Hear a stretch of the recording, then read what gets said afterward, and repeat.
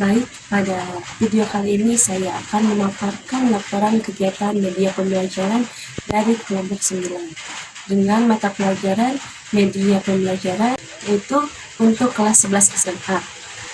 Nah, dengan materi, fikih, dan sub-sub materinya ada sholat jenazah, keutamaan sholat jenazah, hukum sholat jenazah, hadis mengenai sholat jenazah, letak posisi imam dalam melaksanakan sholat jenazah, rukun sholat jenazah, bacaan tata sholat jenazah, dan pelaksanaan tata cara sholat jenazah.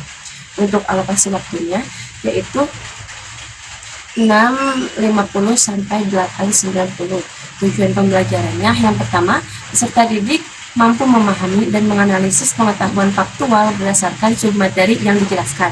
Yang kedua, peserta didik mampu mengaplikasikan atau mempraktikkan tata cara sholat jenazah. Dan yang ketiga adalah peserta didik mampu menyimpulkan materi-materi yang telah dijelaskan dengan mengambil kegiatan akhir yaitu evaluasi.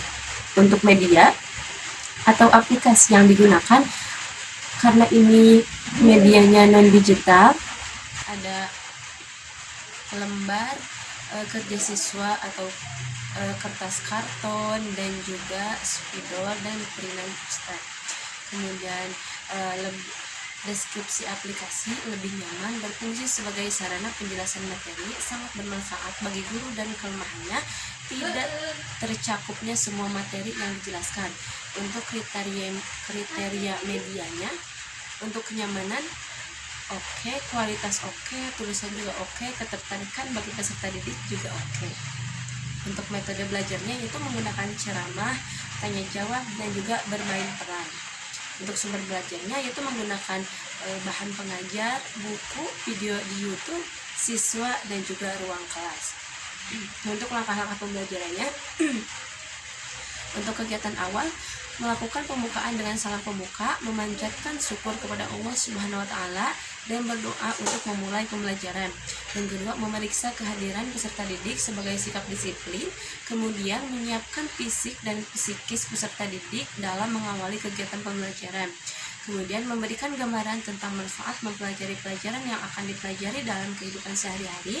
Kemudian apabila materi atau proyek dikerjakan dengan baik dan sungguh-sungguh, maka peserta didik diharapkan dapat menjelaskan tentang materi tersebut. Untuk kegiatan intinya, yang pertama,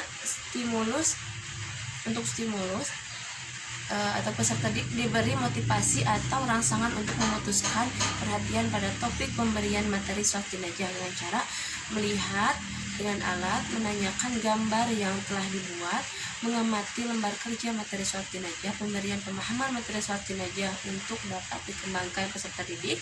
Kemudian menulis akhir kegiatan yaitu evaluasi dari hasil pengamatan terkait sholat jenazah.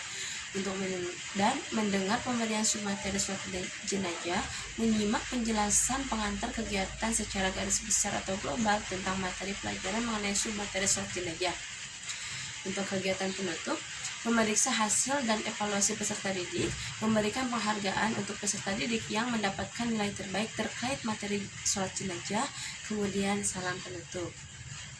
Nah, untuk evaluasinya, untuk aspek penilaian, untuk aspek kognitif, rincian kegiatannya itu melibatkan pemahaman pengetahuan tentang hukum, keutamaan hadis, letak posisi imam, rukun bacaan, dan tata cara sholat jenazah.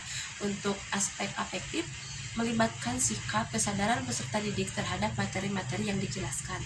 Untuk psikomotorik, melibatkan penerapan keterampilan fisik dalam melakukan gerakan yang benar dalam melaksanakan sholat jenazah. Nah, di sini nanti saya akan tampilkan beberapa foto mengenai proses pembelajaran di kelas. Sekian yang dapat saya sampaikan.